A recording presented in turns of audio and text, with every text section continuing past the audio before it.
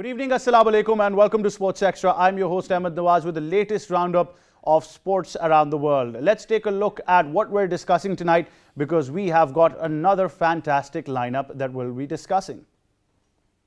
And we're going to start things off with the Pakistan Super League, and PSL 7, of course, is in progress. Fantastic game once again. Very disappointing if you're a Karachi Kings supporter, because I think 5 losses out of 5 is certainly something that will put you out of the tournament. Islamabad United beat Karachi Kings by 42 runs. It's not just the loss, but I think there's a lot of strategy that now needs to be discussed. You really have to feel sorry for Babar Azam. I think being in superb form himself, trying to do all he can, but things aren't working. Of course, big difference when you talk about the teams and the way they have selected their players. I think we need to go right back to drafting and figure out what's been happening. But at the same time, credit to Islamabad United coming with a lot of energy, the way they've been able to prove themselves, their combinations, their picks, and also the changes that have been made during the game as well. I think this is phenomenal. You talk about the fact that Shadab Khan is leading as a captain, as a batter, as a bowler. Hassan Ali performing well, Wasim Jr. performing well, Azam Khan in the game previous than this playing a blistering knock. All in all, I think Islamabad is really a side that is in contention for this year's PSL. So we'll be discussing about yesterday's game. Then we'll be talking about tonight, where the last game of the Karachi leg takes place. It is Quetta Gladiators against Lahore Qalandars. 7:30 p.m. You can catch all the action live on PTV Sports HD in high definition.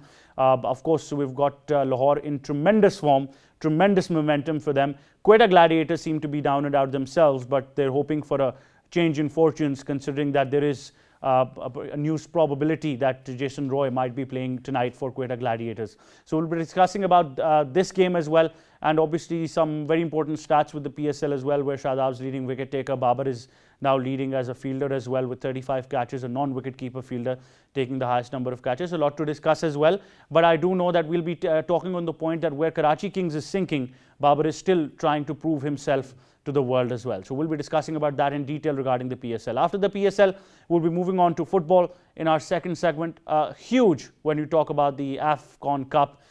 Egypt have lost to Senegal on penalties. All credit to Senegal. Edouard Mendy has been named the best goalkeeper. What an era for him when you talk about winning the AFCON Cup and also winning the Champions League as well. I think it is phenomenal for Mendy, and he is truly an inspiration for many who want to follow this great game that we all love. But at the same time, we've got to discuss a bit about the coach of Senegal as well, who's redeemed himself because it was a penalty that kept him away from it as well. So we'll have a lot to discuss in detail. We'll be discussing all about that. That's the lineup that we've got for tonight, starting things off with the PSL, obviously, and then moving on to Senegal. And then at the end of the day, we'll give you our latest roundup of the Olympics. It will be our daily update from now onwards. At the end of the show, we'll be giving you the update on the Winter Olympics that are underway in Beijing. A lot to talk about. Figure skating, Russia leading the medals table. We have had a first woman to land a quadruple jump at figure skating. She's a Russian, of course, Kamila Valiulova. We'll be discussing about her. Then also we'll move on to the fact that USA was second, Japan taking the medals tally on third. You've got all the action live on PTV Sports HD. It's been phenomenal to watch. So I think if you're tuned into the telly early morning, you'll watch all the action of the Beijing Winter Olympics. So like I said, from today onwards, we'll be giving you a daily update of the Winter Olympics, the medal table as well, and whoever's been winning in various categories, and also world records can be shattered as well. That's the lineup that we've got for tonight, starting things off with the Pakistan Super League. Time now to introduce our guest in studios. We've been joined by our cricket expert, cricket commentator, K. Asif Ahmed is joining us. Assalamu alaikum. How are you, sir? Walaikum assalam. I'm good. How about yourself? I'm great. Good to have you on the show. And joining K. Asif is our cricket expert, somebody who's got a keen eye on the game, Rizwan Haider. Assalamu alaikum. Assalamu alaikum. How are you, Rizwan? Great, thank you. Good to have you on the show. Now, talking about the game last night when we talked about Karachi and the way their fortunes are not just going to the expectations of their fans, but Islamabad United have had a night to enjoy. We've got a report on that. Let's take a look and then come back.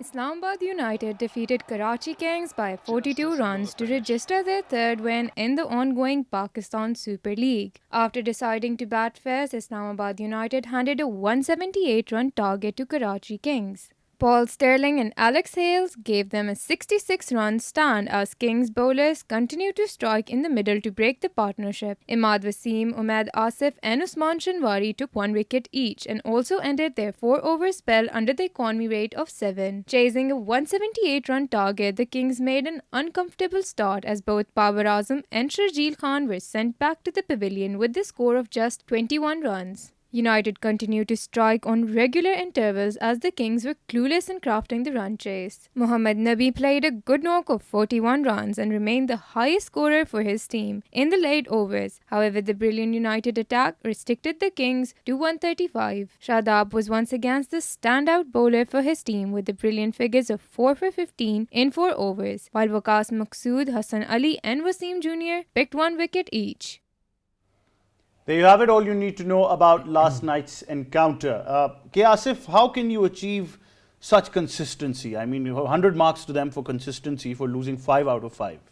So that's why actually before the PSL, when I was discussing with you concerning that who's your favorite team, you told us that Karachi King. So after the first leg, now you have changed your views. So this is the consistency actually in your views as well. So they're following you, and look, something is going really bad with Karachi Kings, and if you talk about their capacity of batting, their batters are not performing well, and the last night game specifically, their bowlers were really good.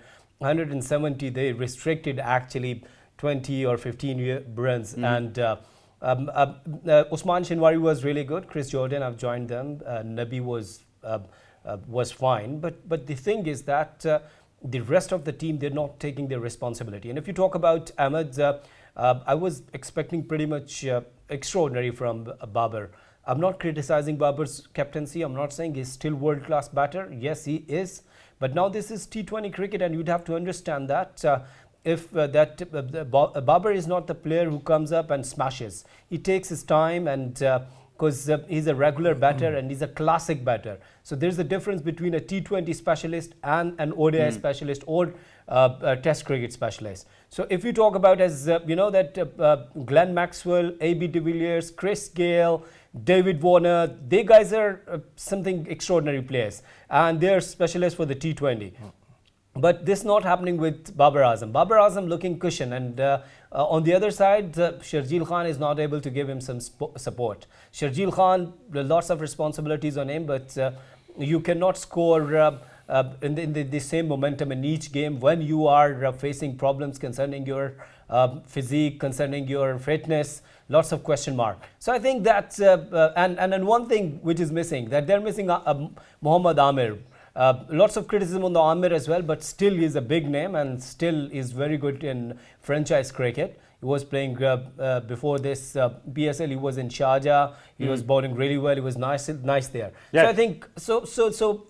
According to me, there was a problem when you have picked the foreigner players. Yes, there is definitely a problem, and I understand that K. Asif is lethal tonight because obviously he's had a weekend and now he's got a lot to tell us, but we'll keep him engaged obviously and we'll move on to it. But I think I like the fact that he tells me that I'm not consistent anymore. I'll just say, once a king, always a king. If you can't support us when you're down, don't support us at all when we win. So I think I will always be a king when I talk about Karachi, but obviously it hurts you because you want to question their picks. You want to question the combinations. I keep on saying the fact that, you know, what was the thought going into the drafting? Which players were you picking? Did you feel that this combination would be made? Did you consult the captain was the bigger question. So I think all of these things will be there. I might not be consistent, but I'm fantabulous. So I will always enjoy that. So Rizwan, I think all the way, if I look at the list of players who have been performing in the PSL, a majority of them have been a part of Karachi. I think if you look at the players that Karachi has let go, from Arshad Iqbal, Umar Khan no longer there on the scenes, Waqas Maqsood, Iftikhar Ahmed, all of these players who used to be part of Karachi, even Liam Livingston, are no longer there. This year, going into the drafting, you know, why Pakistan was so successful in the T20 World Cup? Because the captain was given autonomy to select his own side. Do you believe, Rizwan, that Babar Azam had the autonomy to pick a team, or was this team just given to him to just go ahead with these resources? I think it seems that he wasn't given the liberty. I think there was too much influence of the owner and Wasim Akram as well. End of the day, it's a team of 20 players. You select a squad. It's not just one player. There were too many people blaming Babar Azam for not getting runs in the first game. But if your leaders fails in one game, if you remember, Rizwan got a duck in one of the games, where they defended a total. That was the first game where Multan successfully, because every team was losing batting first, and then the runs were getting chased. But Rizwan in one of the matches, he got out for a duck. The team still got 180, 190, and they were able to defend. So even if you get out for low score, somebody else has to raise his game and say because in 11 there has to be 4 or 5 leaders. We don't see any leadership in the Karachi squad other than Babar, and he himself has because Shajil Khan is we know he's a stroke player, but he's making silly mistakes. The overseas players are not performing at all. There's nobody who's raised his game. There's nobody. Amir Kashif was saying Muhammad Amir, but one player doesn't make a difference. You have to get the runs on the board first, and then you can defend. If you're scoring 130, 140, or you're not able to chase 170, there's no magic wand available with Amir that he can come and I can only say that if you're depending on Muhammad Amir, then God help your team, because that's what you're believing in. But all of these things put aside, I really want to talk about the drafting process, because K. Asif, let's study the model of some different teams, especially Islamabad United. We talked about this before as well. We also took it to social media, that they've got a complete thought process that looks at talent. The entire year they're following the talent that they want in their team. The whole year they will be following the player who they think will be part of their squad. Same goes the case with probably Lahore Qalandars, who are very keen on the talent they're picking, making combinations. Although I think they let Tim David go is a huge opportunity, and James Faulkner. Yeah. But for Karachi, I don't think there is any set criteria of what the players, who wants the players, who's making the decisions, is the captain consulted or not, do they believe that they need another quality spinner, any middle order batsman? No, nothing is going into that side. Well, this is the problem, and the same problem was with Sarfaraz in national team, because he after his ouster, he was blaming that no one was considering me, no one was asking me, no one was consulting me. If not, why you're not raising the point? Why you're not asking them that this is my duty? Because I'm the leader. Yeah, step down yourself. Yes, yes, take bold decisions. And if you're not taking bold decisions, then the result won't come out, of course. So Babar Azam is a world-class batter. There no pressure on him at all, because earlier on we were discussing that he was in the Karachi Kings last time and he was not the skipper. This time he's the skipper. So I think that it's the right question, that what happened in the drafting. And you rightly said that the management of Islamabad United, they work it the entire year. They watch the different leagues, that what's happening, that who is performing, who's not performing. Look, earlier on they have picked up Luke Ronchi, when he was never ever in the main squad. But they've picked up and he was in the winning squad. And after that now I've seen the Paul Sterling, Alex Hales, and if you see their captain, who is performing and he's leading from the front. So I think that all of the factors are there, but the main thing and the main reason is their pickup, the players who have been picked up by the Karachi Kings was not the right choice. Definitely not the right choice, but of course they do talk about the fact that now they need to win rest of their games, but it's not just about winning, it's about winning them with a great run rate margin. And I always say the funny thing is that a team that looks to be out of the competition would often go into a match where the other team needs a win to qualify and will beat them. So they will destroy both their teams, themselves and the other team. So, funny things happen in T20 cricket. But at the same time, Rizwan, we've got to elaborate on Islamabad United and also applaud the captaincy of Shadab Khan. The way he's been leading is phenomenal this season. I think not just Islamabad, there are 3 captains that I need to, discuss, and that's Rizwan, that's Shadab, and that's Shaheen Afridi. Because all 3 of them, you look at them and you can see the smile. Their bowlers get hit for sixes and there's no pressure. They've given a free hand to their team, and having played cricket, all 3 of us have played cricket. It makes a lot of difference when your captain encourages you. He doesn't let the shoulders drop, because that's important. That's where not just the captain, but there are 2 or 3 other leaders in the team, in every team. How dressing room works. So it's important that the way they've led comfortably, they've not been afraid to lose matches. If you get afraid to lose a match, you're never going to win. You have to play with guts. You go in to the best of your ability and say, we're going to go for it. If we win, fine. Otherwise, strange things can happen. You can have bad luck and you can still lose. But the three other captains, Babar, we've already discussed. Sarfaraz. There's Sarfaraz, temperamental issues. Wahabriaz, and same thing. Wahabriaz, the shoulders drop, and they've got too many. Even though Islamabad, he was saying how they look at the players for a whole year. I mean, I'm not very much into going for players who are overweight, not fit enough, and they've got two. They've got two heavy-duty players in the team. But Paul Sterling has proven... Well, he's left it. No, so yeah, he's left. gone now. That was his last game. One worry is eliminated. Yes, but at least he performed well. With Azam Khan, I think there's a slight doubt that you lose about 10 runs in the field. And you lose 5 or 10 runs in singles, getting runs, because he can't make doubles. He can't convert twos into threes or singles into doubles. Very important. So otherwise, if somebody like that has a strike rate of 250, like AB de Villiers, then it's fine. Otherwise, if you're going to have a strike rate of 130 like Hafiz and Shoaib and Rizwan and Babar, then there's no point having somebody who's unfit. Definitely. The things will carry on. We've got lots to discuss more, but right after this short break, stay tuned.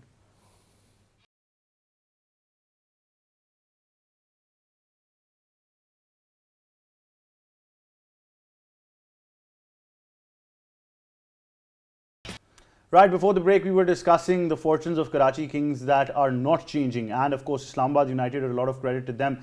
The way they've been performing and the way Shadab has led the side is completely phenomenal. I think if there is one management that you need to pick that is completely serious about cricket, I think it is Islamabad United. No shenanigans, but always focus on cricket.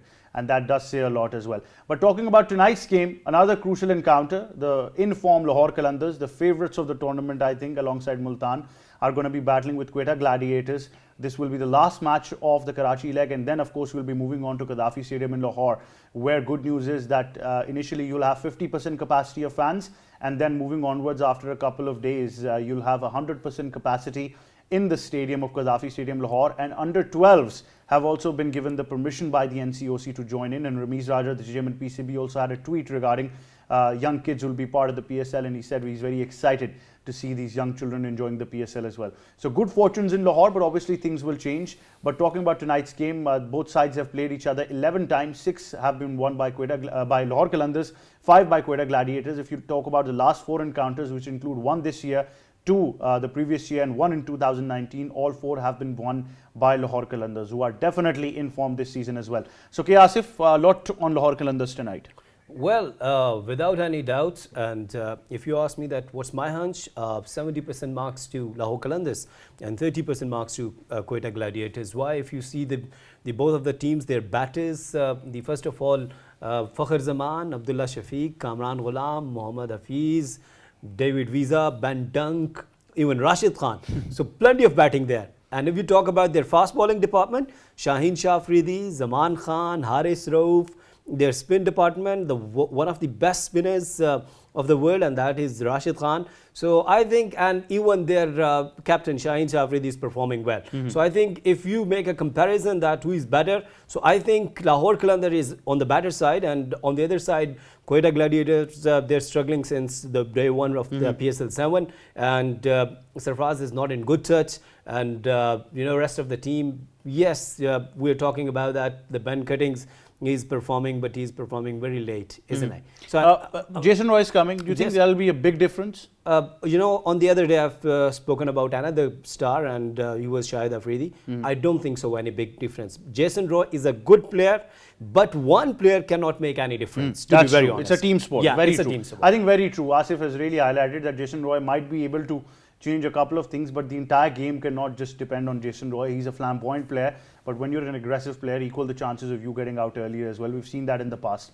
Rizwan, 7th season, there's a franchise that's not won, and that's Lahore Qalandars. All other franchises have won it. So you've lost for 6 consecutive seasons. I think as an Arsenal fan, you can relate to that. Oh, come on. So do you think this could be the season for Lahore Qalandars? I hope so, because my younger son is a Quetta supporter, and the elder one is Lahore. Oh, so you've got a war at home as well. I have a relation with all the teams, because I was born in KP, I was born in Bannu, and lived in Karachi, lived in Multan. So So you're PSL. I am. whoever I is am winning is PSL. happy. The only team, Yeah. the only place where I've not lived is Lahore. But I'm from Lahore. Right. You know, my parents were. I think. Sorry, what was the question? Then who is favorite for you? No, and the then- question is that you think this could be Lahore season. It should be. It should be because the reason I'm supporting Lahore is because they've made such great selections in the past, but they've made a mess of it, and they're the only team who haven't won. And we've got so many. On so many levels, I want Lahore to win that it's unimaginable. Because even though we're living in Islamabad, and I'm a big Islamabad supporter as well, like my daughter is, but I think they've got the combination right for the first time. They've got, I think, the captaincy issue with Suhail Akhtar being dropped. He was this captain, and he was playing at the top of the order and was not getting it properly. And just because he's not the captain, so suddenly he's not even in the 11. I think they've got a great 11. Quetta got a great team as well. I think they've got a great bowling attack. They've been unlucky because Hasnan has been called out for bowling for chucking, even though I don't think that's a huge debate, obviously. Yeah, it is. I mean, that's another. The only thing is Sarfraz. I've been impressed by 2 or 3 players in Quetta as well. The youngsters, the openers, Ehsan. Yeah. Ehsan, and the other one Smeed. Sneed or Will Smeed. Smeed. He was good. Who was left out in that game. So I'm surprised how Exactly. I mean, I have some problems with the selections, like you said rightly. Shahid Afridi's way past it. He was definitely. That would be the case. I completely understand before we move on to that. But Rizwan and Asif, thank you very much for joining us. Our panel has called it. Me and Rizwan are going with Lahore, Asif is going with Quetta tonight.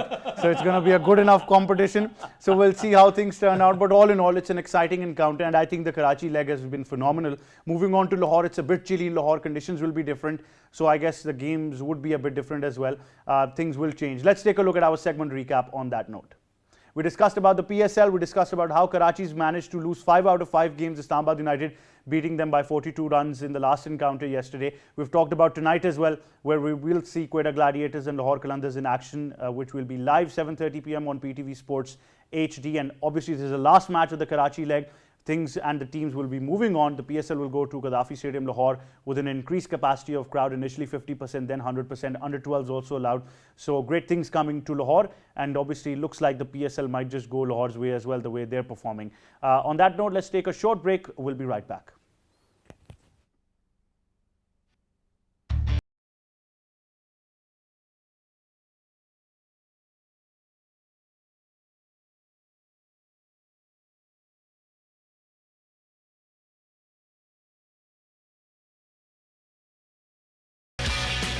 Welcome back. Time now to stand tall. It's our segment on football now. And in studio, we've been joined by my sports expert, my co-host, and of course, a very dear friend. And he's joining us, and we'll be talking about a lot of things on football. Sabeel Hazir, Assalamu alaikum. How are you? Ahmed, I'm very well. I always love your introductions. Thank you so much for joining us tonight. We're, of course, going to be talking about a lot of things. But what we're discussing, what's coming up, I think it's been a phenomenal journey of some certain people and, of course, for a country as well. Let's take a look at this report and then come back. Sadio Mane netted the winning spot kick as Senegal beat Egypt 4-2 on penalties to clinch their first ever Africa Cup of Nations. Sadio Mane had earlier seen a 7th-minute penalty saved by Faroes keeper Gabaski to win it. After 2 previous final defeats, Senegal are Africa Cup of Nations winner at last, while Egypt missed out on a record-extending 8th continental crown that would also have been a first for Mohamed Salah. While the Teranga Lions will celebrate finally winning the tournament, Egypt will soon have a chance for revenge, with the two sides meeting again next month in a 2-leg playoff for a spot at the 2022 World Cup in Qatar.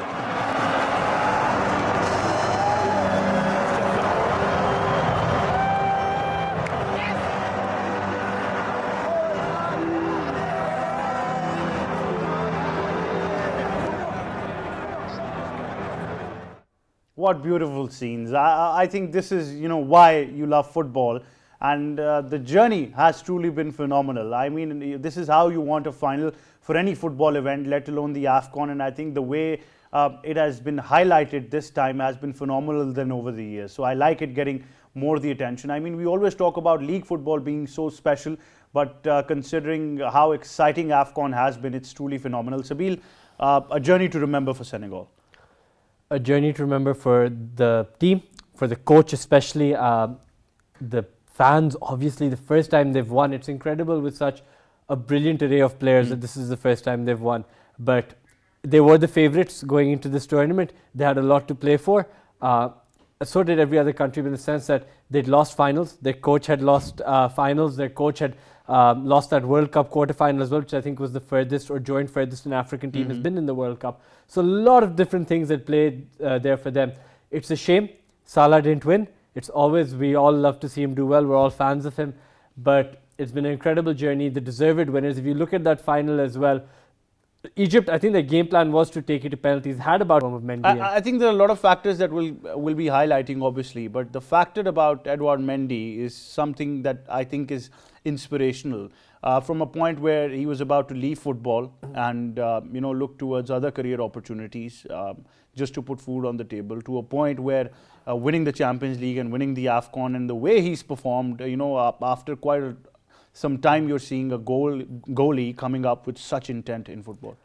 His journey is incredible. A lot of these players, not just obviously playing for Senegal, but playing for a lot of European nations and stuff. In football and sports, often you see underdog stories. And his is one of those underdog stories that you can really look at and empathize and just be like, wow, that is a great journey. And the fact that he had the strength of character to go about it.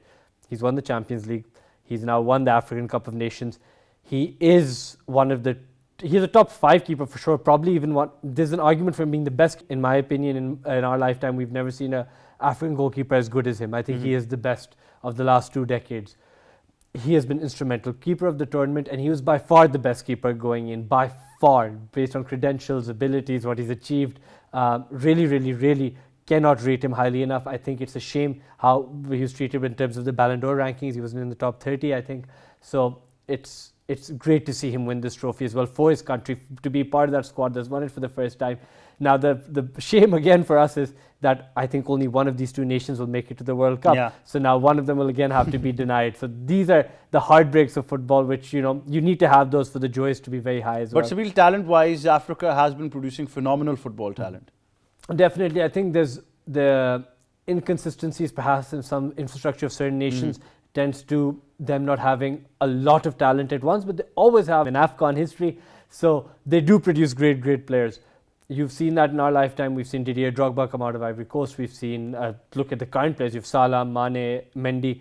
So they have talent. The issue is when you don't have infrastructure, you can't often produce 11 world-class players. And to compete at the World Cup, you often need a core of about 7 or 8 world-class players and a few very good ones, or 11 world-class players. So that's what's holding them back. But this Senegal team, if they make it to the World Cup, I think they'll do far better than Egypt will, because Egypt, the fact that they got to the final is all on Salah. Like, they rely too heavily on him. And for a World Cup, like we saw him in the last one, it was abysmal to see them play, right? So I definitely think Senegal would give a better challenge to teams. Yeah, better challenge to team indeed as well. But, talking about many things regarding this AFCON, one of them has been, like I said, that it's gotten more the attention, it's gotten more the airtime, and I think it's glad to see that a tournament like AFCON is now probably competing at the highest in terms of people following it, the competitive action that we've saw. So it's a double-edged sword for this AFCON, in my opinion, because while it is great to see them get more media attention, more viewers, this has been a very poorly organized tournament. As we saw that that refereeing fiasco in the groups. We saw the mismanagement of teams not knowing when to go on and stuff like that. But since the groups, basically, it's been pretty well organized. And the quality of football, if people just focus on the football, right, from the groups onwards, it's been incredible to watch. So it's good that it's getting the viewership. Like you mentioned, the talent they have, they need to develop that infrastructure throughout the continent, because there's not one country in Africa right now that can go like, well, we have great infrastructure. It's like, that's not the case. You all are developing infrastructure, for example, in terms of the top nations, so Senegal and Nigeria, and Egypt's infrastructure, because of their political issues of the last decade, has suffered. But they need to do more, right, as a continent, if they want to compete with European teams on average, or South American teams. Even South America, I think, has fallen well behind Europe, right? They've just raced ahead. But it's when you have that kind of talent, you owe it to them to do it. And AFCON getting this publicity internationally, look, we're sitting here in Pakistan talking about it, right? Clearly it's growing. Talking about Senegal, yes. 100%. So it's great to see them grow. But now we need the authorities that are there, the federations, to really focus on, look, let's get whatever problems we have and sort them out. And look, let's be real, in countries that are developing, often you see a lot of corruption and things, and that needs to be rooted out for the sport not to suffer. I mean, it will always be, the debate will be between the focus and importance of the media and the players on league football more than international duties. But when you see things like this, the scenes that we saw, Mendy, the emotions with Salah or Mane, just goes to display to the world that certain players still have a lot of regard playing for their own nations than leagues. Definitely, we heard some players even talk about how it's not given enough seriousness and respect, because for them it is a big deal. So yeah, if you're playing in Europe and your European fan base or the fan base of your European club, now there's obviously a global fan base, thinks, oh, why are the opposite of playing for your... nobody ever disagrees with the fact that playing for your nation is the greatest honor. That's the opposite. Everybody says it's the greatest honor, whether they're putting on a shirt for Pakistan or whether they're putting on a shirt for Senegal or putting on a shirt for England. Nobody will ever not say that that's the greatest honor they have. Obviously, you're playing for your country, the place. A lot of people don't even play for the countries they grew up in, but playing for that national team, it's a different sense of But fulfillment. Finally, I must ask you, for countries that lack the infrastructure or have problems like corruption in their system or things like that, obviously the way forward is not easy. So they need to come up with a plan B. So for countries like these, what should be the plan of action in terms of at least getting players towards different leagues of the world as well? So the first thing we need to do is coaching. It comes out coaching, because there are a lot of kids here. Now look, if you're my age or even 5, 7 years younger, it's probably too late for you to play at a high level, right?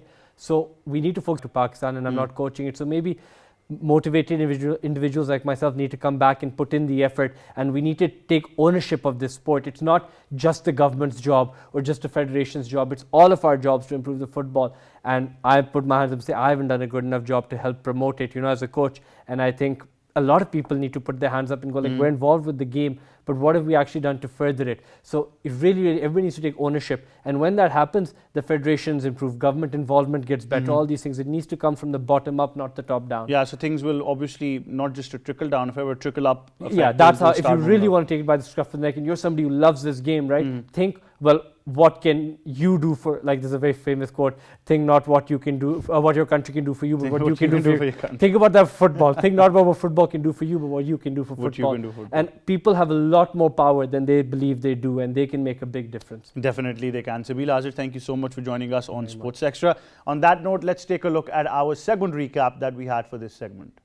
We of course discussed the AFCON, and we discussed how Senegal have been crowned champions. They've managed to beat Egypt in that all-important final on penalties. Emotions for Mo Salah, but I think a huge moment for Edouard Mendy winning the Champions League and then winning the AFCON Cup as well. And then of course talk about Sadio Mane also being in there. So a lot of emotions involved, but I think congratulations to the team and the people of Senegal. I think it's a phenomenal moment for them. They've really aced it all. Well, that's all we have time for Sports Extra. But before we go, we talked about the fact that we'll be giving you an update from now onwards daily on the Winter Olympics. We'll have an update which will highlight the various categories and the various events that are taking place of the Winter Olympics in Beijing and China. Of course, we had a spectacular opening ceremony, but things have been going very competitive.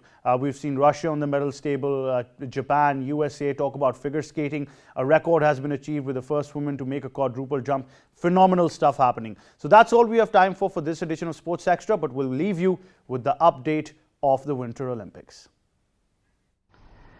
Committed to hosting a Green Olympic and Paralympic Winter Games, Beijing 2022 has not only made quality ice rinks suitable for respective sports in the competition venues, but has also stayed eco-friendly in ice making.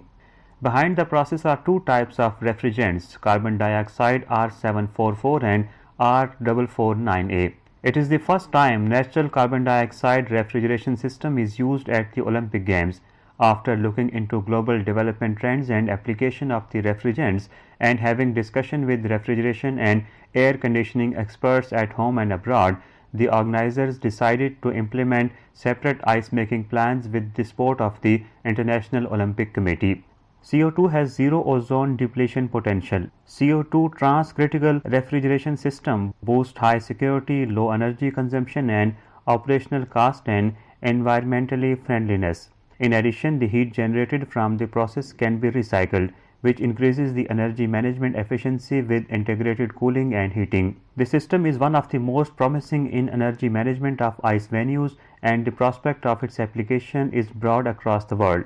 Using carbon dioxide as a refrigerant can increase ice making efficiency by 30%, and save around 2 million kilowatts of electricity per year. International experts have also expressed their confidence that ice making at Beijing Winter Olympics sets an eco-friendly model. Shahid Afraz Khan, Beijing.